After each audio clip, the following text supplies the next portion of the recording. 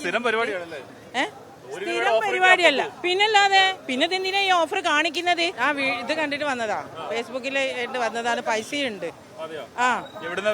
ഞങ്ങള് വേപ്പൂരിന്ന്. എത്ര ഷൂ വാങ്ങാൻ വേണ്ടി വന്നേ? ഒരാൾക്ക് ഒരു ഷൂ കിട്ടുള്ളൂ, 1 രൂപ കൊടുത്താല്. അതാ ഈ പൈസ കിട്ടാനുണ്ടോ? സംഘടിപ്പിക്കണോ? അത് പെട്ടെന്ന് കിട്ടൂല ഇങ്ങനത്തെ ഒക്കെ പരിപാടി കാണുമ്പോ. ഞങ്ങളതൊന്നും ഇല്ല. ഞങ്ങളിതൊക്കെ 5 രൂപ ഉണ്ട്, 1 രൂപ ഒക്കെ ഷോക്കാണ്. കാരണം എന്താ വെച്ചാല് ഞങ്ങൾ ഇതിന്റെ മുന്നേ പുളിക്കലുണ്ടായിരുന്നു. ഇതേമായിട്ട് 1 രൂപ കൊടുത്താൽ സ്റ്റൂള് കിട്ടുന്നു. ഞാനും എൻ്റെ മൂപ്പരും പോയിട്ട് 4 മണിക്കാണ് സ്റ്റാർട്ടിങ്. അവിടെ 3:30 മണിക്കാണ് അവിടെ തുടങ്ങിയത്. സ്ഥിരം പരിപാടിയാണല്ലേ? സ്ഥിരം പരിപാടിയല്ല, പിന്നല്ലാതെ. പിന്നെ എന്തിനാ ഈ ഓഫർ കാണിക്കുന്നത്? അതിപ്പോ പച്ചക്കറി ആയാലും മീനായാലും ഒക്കെ ഓഫർ വന്നിക്കാണെങ്കിൽ ഞങ്ങൾ ഓടിപ്പോയി വാങ്ങുന്ന ആൾക്കാരാ. കാരണം സ്ഥിരം പണിക്കാരാണ്. അപ്പൊ അതുപോലൊക്കെ നോമ്പും കാര്യമൊക്കെ ആണ്.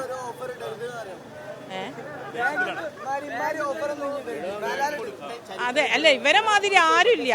ഈ 3:30 മണിക്കും 3 മണിക്കും വന്നിട്ട് ടോക്കൺ കൊടുക്കണമെങ്കിൽ അവരെ കുടുംബക്കാരിക്കായിരിക്കും ഇത് കൊടുത്തതുണ്ടാവുക. അതുകൊണ്ട് ഞാൻ പറയുന്നത് എന്താ വെച്ചാല് പെരുന്നാൾ കഴിയുന്നവരെ ഈ കട തുറക്കരുത് എന്നാ. അത്രേ ഉള്ളൂ. കാരണം ഇത്രയും പറ്റിച്ച കട പിന്നെ എന്തിനാണ്?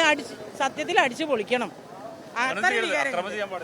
അല്ല, അത്രയും വികാരങ്ങളുണ്ട്. കാരണം ഇത്രയും കുട്ടികൾ ലാസ്റ്റ് രാവിലെ കുട്ടികൾ കൂടിയിട്ട് കുട്ടികൾക്ക് വരെ ലാത്തി അടി കിട്ടിയ പിള്ളേർ തിരിച്ചു പോയവരുണ്ട്. അതൊന്നും ചെയ്യാൻ പാടില്ല.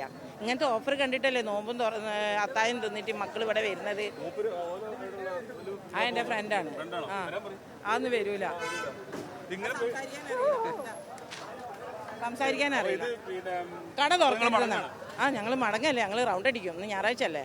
അപ്പൊ ഇവിടുത്തെ കഥ വൈകുന്നേരം വരെ എങ്ങനെ? കാരണം കൂപ്പൺ കൊടുത്തവർക്ക് ഇവർ തുറന്നിട്ട് കൊടുക്കുമെന്ന് പറയാൻ പറ്റില്ലല്ലോ.